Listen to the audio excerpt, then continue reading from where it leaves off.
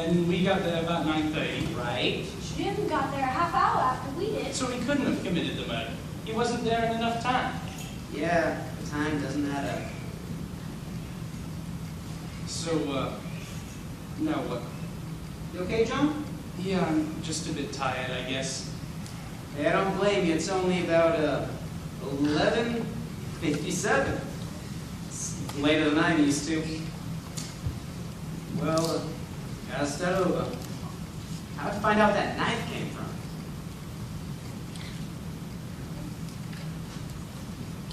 If you look,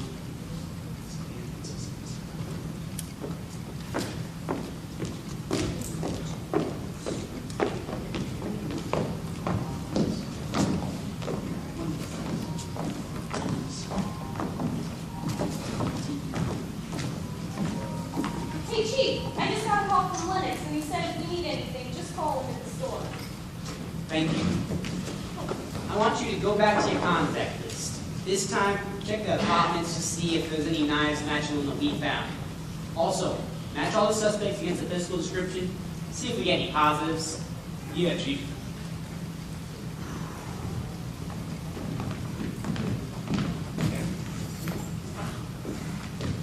Good. Kathy, please tell me you got something. What is it? Well, boys, we just got back from the coroner's office with Lucy's autopsy. It confirms she died of blood loss from a knife wound to the torso. And what about the knife? The forensics wasn't able to pick up any fingerprints or any other evidence that may help in identifying the suspect. So we're dead in the water. Not quite, Chief. Forensics did manage to pick up a couple of strands of hair that got from off the knife. One, of course, belonged to Lucy, but the other belongs to John. That's not possible. They tested it twice. Chief, John wasn't there to prevent the murder. We believe he was there because he was a part of the murder. Kendrick, Lasky, What's up, Chief? the night of the murder. What did the suspect say? The lieutenant say the suspect was wearing? I believe it's a gray trench coat and a black coat with a black ribbon. Does anyone remember what John was wearing? He had his fedora on, I know that, but I don't remember him wearing a trench coat. Rebecca, do you remember what John was wearing the night of the murder? He had a fedora. Yeah, the fedora. We got that. Was there anything on it? It had a red ribbon around it. The suspect description. 5'7", average build with a slight lump. Ken, radio John back here. If you ask why, lie. Yes, sir. When John got back here, before, he was limping after he tripped. Now, losing your foot like that wouldn't cause an injury that would make you limp. We had to run it some other way. And he easily gets a suspect description. But I don't remember him having a gray trench coat. I don't know. He's got one. I went to go get breakfast with him the other day. It was right there in the back of his car. Chief, Yeah? he's not answering. What? He must have turned off his radio.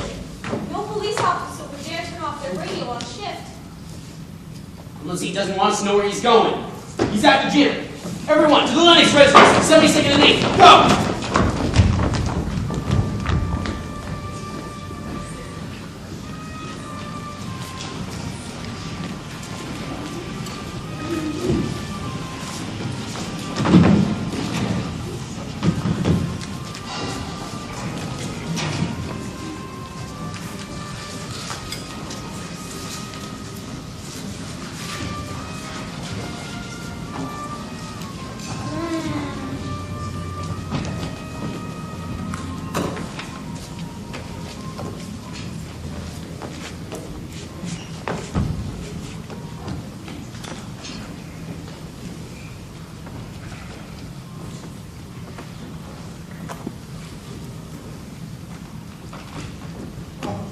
John, good God, man, you could have at least called.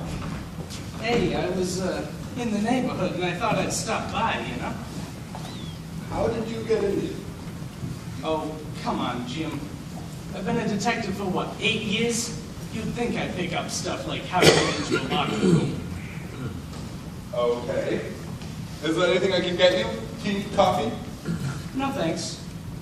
Why don't you sit down? Okay. Well, I guess the first thing you'd like to know is you're no longer a person of interest in this case. Well, that's good, I guess. You guess? I meant it as a good thing. A sigh of relief. I had to prove to Sully that you didn't do it. He was adamant. You believe me, don't you, John? Of course I do.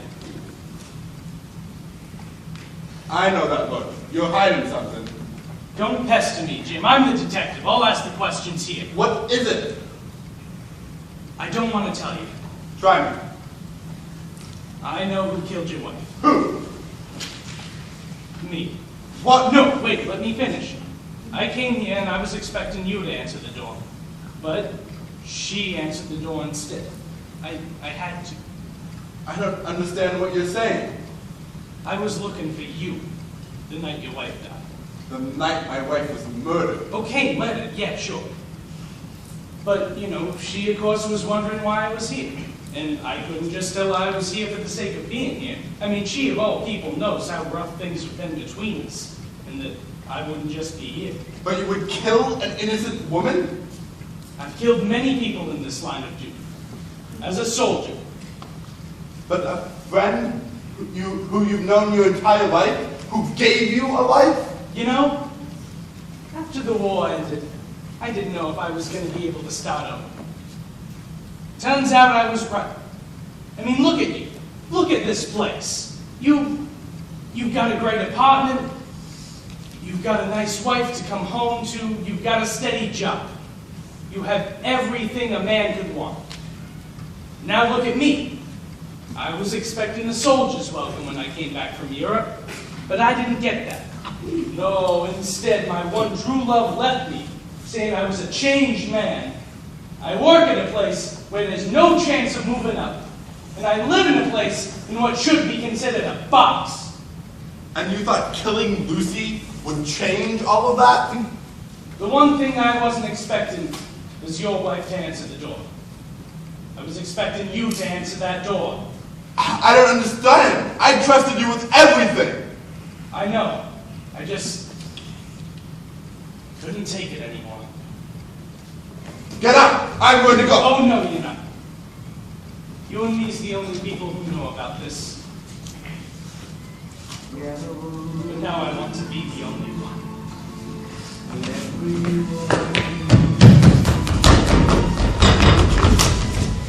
Help! Help! John, open up! You know everything! This is none of your business, Chief! It's my town, John. It is my business. Drop the knife! No!